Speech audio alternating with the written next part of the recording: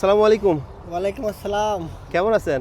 জি ভাই, আলহামদুলিল্লাহ ভালো। কি অবস্থা? আলহামদুলিল্লাহ ভালো। আপনার পরিচয়টা দিয়েন ভাইয়া। ভাই, আমি খন্দকার মোহাম্মদ ইকবাল। আমার বাসা আছে কুমিল্লা, আর দেশে বের হচ্ছে চান্দিনা, জেলা উপজেলা চান্দিনা। আর কতদিন আগে কুয়েতে আসছেন? আমি আসছি ভাইজান, আজকে দীর্ঘ 11 বছর চলতেছে। আমি আসছি 2015 সালে কুয়েতে। আসছিলাম এক কোম্পানিতে, আখুদুকুমি বিষয়, এক ক্লিন কোম্পানি। পরে 8 বছর ওই কোম্পানিতে ছিলাম।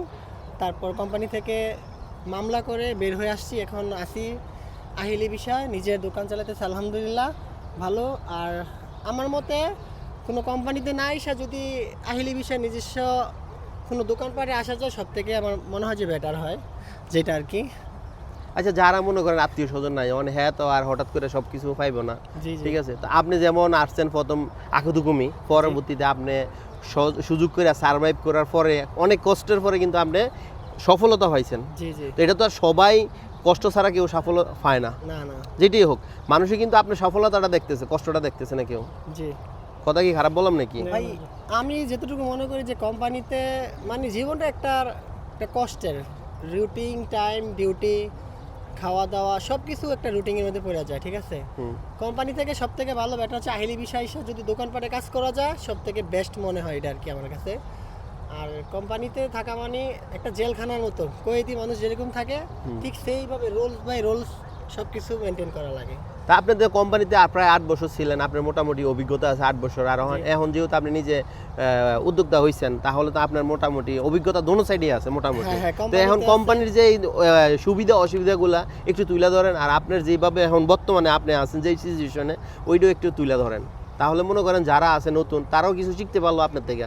কারণ আমি এই ধরনের তথ্য দিয়ে থাকি আর কি, তো এই জন্য বলতেছি আর কি। ভাইজান, সত্যি কথা বলতে কোম্পানিতে প্রথম অবস্থায় একটু ভালো থাকে, তারপর দেখা যাচ্ছে যে রীতিমতো স্যালারি দেওয়া হয় না। 1 মাসের বেতন 3 মাসে যেয়ে পড়ে, 3 মাসে আটকায় থুই দেয়। যদি একদিন ডিউটি বন্ধ থাকে, অসুস্থ থাকে, তাহলে দেখা যায় যে 3 দিনের স্যালারি কাটা হয়। আর নিজস্ব হলে যে আমার আজকে শরীর খারাপ, নিজস্ব আকামা হইলে আপনি আজকে না গেলেও সমস্যা নেই, মালিককে বললেই চলে যে আমি আজকে অসুস্থ, আমি এখন পারতেছি না, বিকেল আসতেছি। কিন্তু কোম্পানিতে ভাইজান এটা করা যায় না। আপনার ডিউটিতে না গেলে আপনার অ্যাবসেন্ট, আপনার একদিনের জন্য 3 দিনও কাটা হয়, এরকম কোম্পানি আছে। হয়তো আবার 20 দিনেরও কাটে। কেউ 20 দিন, আর এখন বর্তমান তো একদিন আর একদম 400 টাকা আছে বাংলাদেশে। যদি একদিন আর কাটা দেয় তাহলে 400 টাকা, 20 দিন আর কাটলে কত টাকা কাটানো যায়? প্রায় 8,000 প্রায় প্লাস। 8,000 টাকা কাটা দেয়। তো আমাদের স্যালারি বর্তমান কুয়েতে আছে 75 দিনার কোম্পানির বেতন। আর বাহিরে যদি কারো যাদের যে অভিজ্ঞতা আছে, ওই অভিজ্ঞতা হিসাবে কাজ আর কি। যাক আলহামদুলিল্লাহ, কোম্পানিতে ছিলাম আজ থেকে 8 বছর ছিলাম। তারপরে মামলা করে বের হয়ে এখন আহিলি সুযোগ পাইছি, আহিলি করছি, করার পর এখন নিজের দোকান আছে আলহামদুলিল্লাহ। আপনাদের সবার মতে আলহামদুলিল্লাহ ভালো আছি। যাক, আর এখন যে যে পজিশনে আছেন, এই পজিশনে কেমন সুযোগ সুবিধা বা কোনো হয় কিনা একটু যদি বলতেন। আলহামদুলিল্লাহ, এখন যেভাবে আছি, আমার এখানে একটা ছোটখাটো একটা কারখানা আছে সোফার। হুম। আলহামদুলিল্লাহ, যদি আমি লাইসেন্স করতে পারি তাহলে আমার জন্য সবথেকে বেস্ট একটা পয়েন্ট। তো আলহামদুলিল্লাহ, যাই হোক, আমি এখন আজকে ঈদের দিন আসছি আমাদের যে কুয়েত শহীদ পার্ক, এটাকে বলা হচ্ছে মুরগাফ শহীদ পার্ক। এখানে ঘুরতে আসছি, বাংলাদেশের সব মানুষ এখানে আসছে ঘুরতে। এখন আমরাও আসছি ঘুরতে, আনন্দ একটু উপভোগ করতেছি।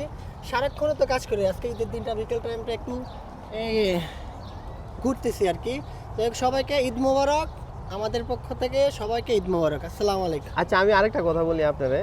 আপনি যেহেতু সোফা ফ্যাক্টরিতে আছেন বা কারখানাতে আছেন, এখানে যদি কোনো লোক টোক লাগে, আমাদের প্রবাসী ভাইয়েরা যদি কাজ জানা থাকে বা যদি কোনোভাবে আপনার সাথে যোগাযোগ করতে চায়, ভালো বা একটু সমস্যার ভিতরে আছে, যদি আপনারা একটু হেল্প করতে পারবেন কিনা? ভাইজান, যদি আমার এখানে কি যে এখানে যদি আহিলি বিষয় হয়, এটা যে কোনো ক্যাটাগরিতে ট্রান্সফার করা যায়, ঠিক আছে?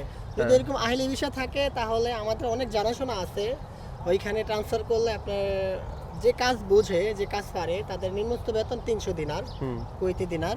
তো যদি কাজ পারে আলহামদুলিল্লাহ। আর আহিলি হলে সব থেকে বেস্ট যে ওটাকে ট্রান্সফার করা যায়, যে কোনো জায়গায় আকামা ট্রান্সফার করা যায়। কারণ আমি তো ভাই এই ধরনের তথ্য বা এই ধরনের ভিডিও বানাই, কারণ আমি জানতাম না আগে, কিন্তু বর্তমানে কুয়েতে 35 থেকে 40% মানুষ বেকার আছে। জি জি। আমি যদি আগে ভিডিও করতাম না, জানতাম না, এখন আমি জানি। কারণ ভাই প্রতিনিয়ত আমার ইনবক্সে মনে করেন মানুষের কাজ চায়, ঠিক আছে?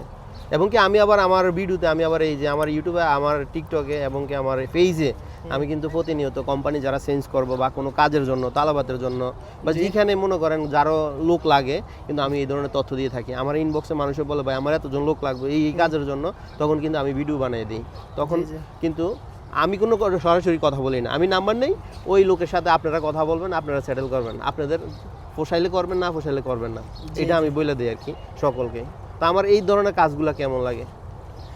যাই আমি কি বলবো ভাই, বাংলাদেশের সবার একটা সাহায্যের জন্য আপনি ভিডিওগুলো বানাইতেছেন, আলহামদুলিল্লাহ ভাই, আমরা খুশি যে আপনি বাংলাদেশের সকল মানুষকে একটু সাহায্য সহযোগিতা করতেছেন।